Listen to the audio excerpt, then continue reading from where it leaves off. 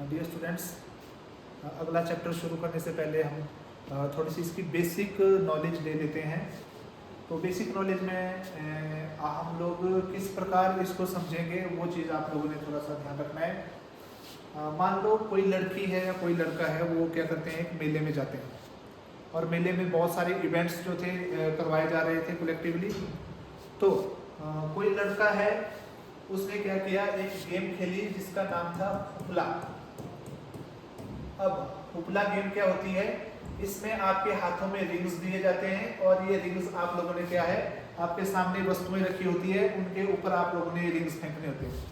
अगर तो वो रिंग दी गई वस्तु के ऊपर पूरी तरह से फिट हो जाता है, जैसे मान लो ये वस्तु है और ये रिंग जो है इसको पूरी तरह से ढक देता है, तो ये जो वस्तु थी आपकी हो जाएगी, अदरवाइज आप उसमें हार गए हो। तो एक इवेंट था आपके पास हुपला, और एक बार हुपला खेलने के लिए कितने रुपए चार्ज किए जाते थे?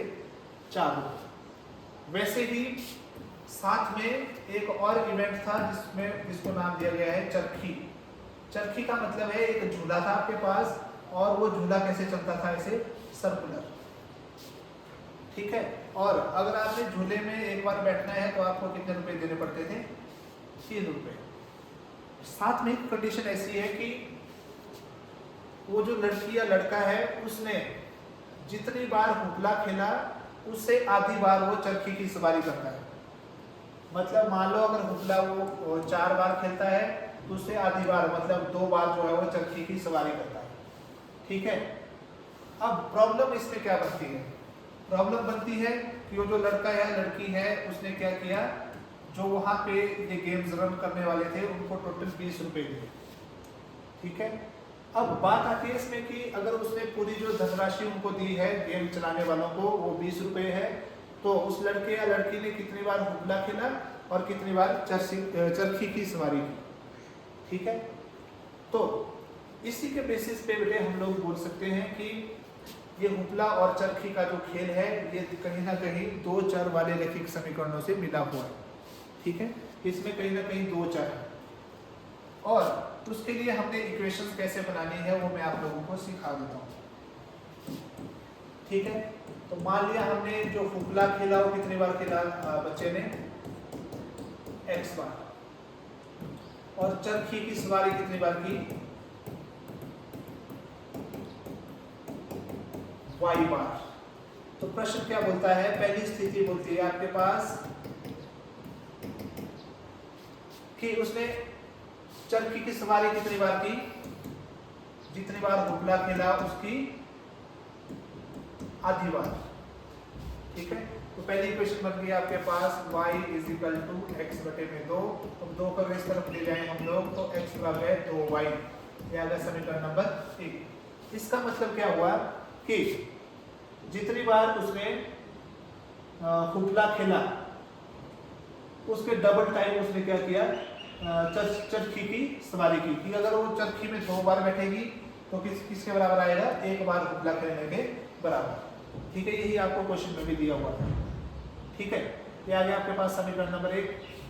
और दूसरा समीकरण बोलता है कि अगर वो एक बार अगर चरखी की सवारी करती है तो उसके लिए 3 रुपए चार्ज होते हैं, और एक बार अगर वो हुपला खेलती है तो 4 रुपए इसके लिए चार्ज होते हैं। तो इसके लिए क्या बन जाएगा दूसरा समीकरण हमारे पास? 4x + 3y बराबर है 20। क्यों? क्योंकि ये पूरा कितने रुपए उसने खर्च किए वहां पे? 20 रुपए। दूसरा समीकरण हमारे पास ये बन जाता है। अब इनको जब आप सॉल्व करेंगे तो आपके पास x और y की वैल्यू मिल जाएगी। बोलने का मतलब है कि कितनी बार उसने हुपला खेला और कितनी बार चरखी की सवारी की, ये चीज़ आप लोगों को मिल सकती है। तो अगर आप ध्यान दे रहे हैं तो यहाँ पे मैंने 2 चर दिए हुए हैं। पहला चर है आपके पास x और दूसरा चर क्या है आपके पास? y। तो इसका मतलब क्या है कि ये जो समीकरण मैंने बनाए हुए यहाँ पे कौन से हैं?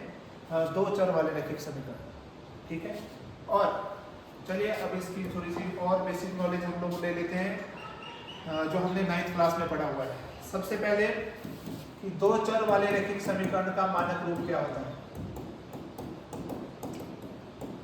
रैखिक समीकरण का मानक रूप, ठीक है। linear equation in two variables. Linear equation in two variables. इसके मानक रूप की अगर हम बात करें, जनरल फॉर्म की अगर हम बात करें, जनरल फॉर्म तो क्या रहेगा आपके पास ax plus by plus c बराबर 0, ये रहेगा इसका मानक रूप। अब इसको आप अगर समीकरण नंबर 1 दे दें तो यहाँ पे चर कौन कौन से हैं आपके पास, x और y, दो चर हैं आपके पास, कौन कौन से, x और y, और अचर कौन कौन से हैं आपके पास, a b और c। क्योंकि ये दो चर में है इसलिए हमने क्या नाम दिया इसको, दो चर वाला समीकरण। और यहाँ पे जो चर संख्याएं हैं x और y, इनकी अधिकतम घात कितनी है, 1 1, इसलिए हमने इसको क्या बोला, रैखिक। तो ये जो मानक रूप है ये बना आपके पास दो चर वाला रैखिक समीकरण का मानक रूप। अब ये वाला जो आपका चैप्टर है, चैप्टर नंबर 3 क्लास 10 का, ये है आपके पास दो चर वाले रैखिक समीकरण युग्म, समीकरण युग्म। एक शब्द यहाँ पे जुड़ा हुआ है युग्म, जिसका मतलब होता है जोड़ा, पेयर। ठीक है, तो pair of linear equations in two variables. तो देखिए इसमें हमारे पास मानक रूप क्या बनेगा, दो चर वाले रैखिक समीकरण युग्म का मानक रूप क्या बनेगा, क्योंकि दो समीकरण हमारे पास आएंगे। तो मान लो पहला समीकरण है आपके पास a1x plus b1y plus c1 बराबर 0, और दूसरा समीकरण क्या है, a2x plus b2y plus c2 बराबर 0, ये आ गया समीकरण नंबर 2, जहां पे a1 b1 c1 a2 b2 c2 आपके पास क्या है, अचर हैं, और x और y क्या है आपके पास, चर हैं, वेरिएबल्स। और ये a1 b1 c1 a2 b2 c2 क्या है आपके पास, कांस्टेंट्स। अब देखिए आप लोगों को, जैसे मैंने पीछे वाले जो चैप्टर था उसके इंट्रोडक्शन वीडियो में भी मैंने आपको बताया था कि दो जो आपका रैखिक समीकरण होता है उसका ग्राफ क्या होती है, एक सीधी रेखा होती है। ठीक है, अगर मान लो ये हमारे पास कोऑर्डिनेट सिस्टम है, तो कोई अगर मान लो हमारे पास रैखिक समीकरण हमारे को दिया हुआ है, तो उसका ग्राफ क्या होती है, एक सीधी रेखा होती है। ठीक है, वो कहीं से भी हो सकती है आपके पास। तो इस केस में भी हमारे पास, क्योंकि रैखिक समीकरण का युग्म है, तो हमारे पास कितनी रेखाएं आएगी, दो रेखाएं, जब हम इनका ग्राफ बनाएंगे। तो फर्स्ट हमारा जो टॉपिक रहेगा वो रहेगा ग्राफीय विधि, ग्राफिकल मेथड। और देखिए ग्राफिकल मेथड में हमने प्रोसीड कैसे करना है। सबसे पहले तो आपको बताइए कि अगर आपके पास दो रेखाएं हो तो आपके पास क्या क्या पॉसिबिलिटीज बन सकती है। जैसे मान लो ये आपके पास कोई दो रेखाएं हैं और हैं भी सीधी रेखाएं, तो इन दो रेखाओं के साथ क्या क्या पॉसिबिलिटीज आपकी बन सकती है। सबसे पहली पॉसिबिलिटी तो ऐसी हो सकती है कि ये दोनों रेखाएं एक दूसरे के क्या हो, समानांतर हो। समानांतर होने का मतलब है कि जब हम इन दोनों रेखाओं को आगे बढ़ाएंगे तो ये बढ़ाने पे कभी भी ना मिले। पहली पॉसिबिलिटी हो सकती है ये। या क्या हो सकता है कि ये जो दोनों रेखाएं हैं एक दूसरे को प्रतिच्छेद करें, इस तरह से। अब जहाँ पे जिस बिंदु पे एक दूसरे को प्रतिच्छेद कर रही हैं वहाँ पे दिए गए समीकरण का हल हमारे पास आ जाएगा। ठीक है, और तीसरी पॉसिबिलिटी क्या हो सकती है कि ये जो एक रेखा है ये दूसरी रेखा के बिल्कुल साथ साथ चले और उसके पीछे हो, इस प्रकार से। जब आप इनको दोनों को बढ़ाएं तो एक साथ ही दोनों डायरेक्शंस में बढ़े, तो ये तीसरी पॉसिबिलिटी आ जाती है। तो ये जो तीसरी पॉसिबिलिटी है फर्स्ट टाइम हम लोग स्टडी कर रहे हैं, और इन रेखाओं को नाम दिया जाता है संपाती रेखाएं। अब बात चलती है कि भाई हम कब बोलेंगे कि जो दिया गया रैखिक समीकरण युग्म है वो समांतर रेखाएं बताएगा, या और कब बोलेंगे कि वो संपाती रेखाएं हैं, और कब बोलेंगे हम लोग कि वो प्रतिच्छेदी रेखाएं हैं। तो उसके लिए हम लोगों ने क्या करना है, सबसे पहले ज्ञात कर लेना है a1/a2, b1/b2 और c1/c2।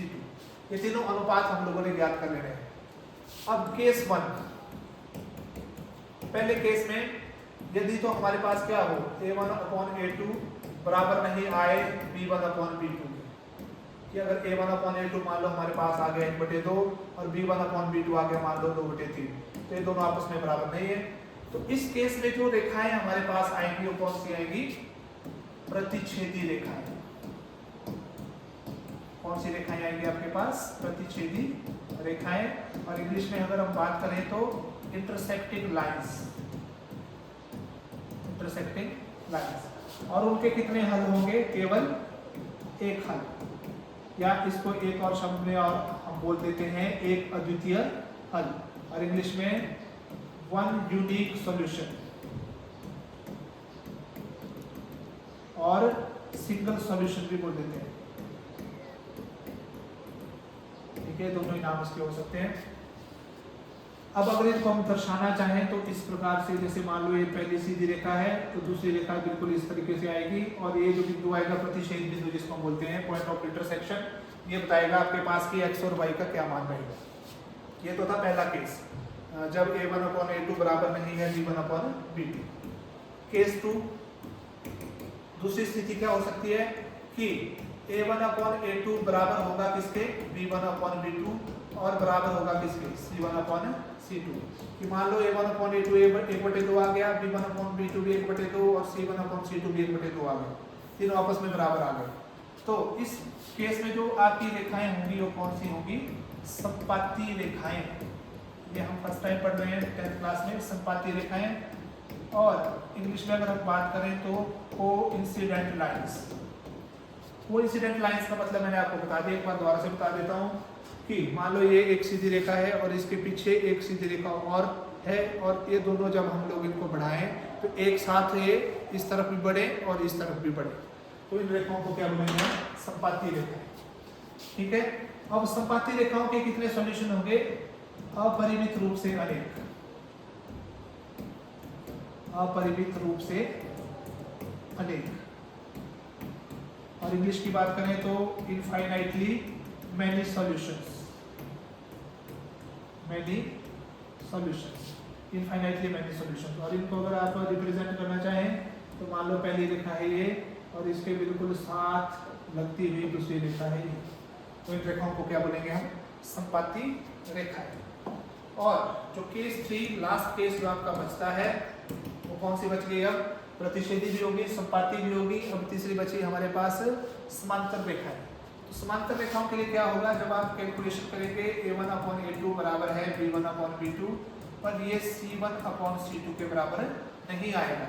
जैसे मान लो a1/a2 आ गया 1/2, b1/b2 भी आ गया 1/2, और जब c1/c2 आपने निकाला तो कितना आ गया? 2/3। इस के बराबर नहीं आया। तो इस केस में जो रेखाएं हमारे पास आएंगी उनको क्या बोलेंगे हम? समांतर रेखाएं। इन रेखाओं के बारे में हम पहले भी पढ़ चुके हैं, पैरेलल लाइंस। अब पैरेलल लाइंस, दिखती सी बात है कि जब हम वही पैरेलल लाइंस को आगे बढ़ाएंगे तो बढ़ाने पे कभी भी नहीं मिलेगी, इसलिए इनका कोई हल नहीं मिलेगा हमारा, इनका कोई भी हल नहीं होगा, कोई हल नहीं, नो सॉल्यूशन, कोई भी हल नहीं होगा। और इसको अगर हम इस प्रकार से रिप्रेजेंट करना चाहें तो मान लो ये पहली रेखा है तो इसको बिल्कुल समानांतर दूसरी रेखा है। वैसे ही यहाँ पे जैसे मैंने अलग अलग नहीं शो करवाया था, तो अगर पहली रेखा का ये ग्राफ है तो दूसरी का ये, अलग अलग कलर आप इसमें यूज कर सकते हैं। ठीक है, तो ये था इंट्रोडक्शन पार्ट में जस्ट इसका ग्राफिकल मेथड के लिए हम लोगों ने किन किन बातों का ध्यान रखना है एक बार दोबारा से मैं आपको बता दूँ। a1/a2 कैलकुलेट करें, b1/b2, c1/c2। ठीक है, 3 केसेस आपके पास अराइज होंगे। अगर a1/a2 b1 के b/b2 के बराबर नहीं है तो रेखाएं कैसे होगी? प्रतिच्छेदी, और उनका केवल एक हल होगा, जो ये वाला बिंदु है ये इनका हल होगा। दूसरे केस में यदि तीनों आपस में बराबर आ गए अनुपात तो संपाती रेखाएं, और ये इनका हल कितने रहेंगे? अपरिमित रूप से अनेक। और तीसरे केस में समांतर रेखाएं जिनका कोई भी हल नहीं रहेगा। और ऐसा केस जिसमें हल नहीं होगा उस केस को एक और नाम दिया जाता है असंगत। असंगत का मतलब होता है इनकंसिस्टेंट। ठीक है, और अगर हल होगा, समीकरण युग्म का हल होगा तो उसको क्या बोलेंगे? संगत। ठीक है, कंसिस्टेंट, कंसिस्टेंट। ठीक है, ये था जस्ट इंट्रोडक्शन पार्ट जिसमें हम लोगों ने थ्रू एग्जाम्पल ये सीखा कि किस प्रकार से हम दो चर वाला रैखिक समीकरण युग्म बना सकते हैं, और साथ में हमने देखा दो चर वाले रैखिक समीकरण का मानक रूप, और जब हमने उसका युग्म बनाया उनका मानक रूप, और साथ में ग्राफीय विधि से हम लोग जब क्वेश्चंस को सॉल्व करेंगे तो उनके लिए हमें किन किन बातों का ध्यान रखना पड़ेगा। ठीक है, तो थैंक यू।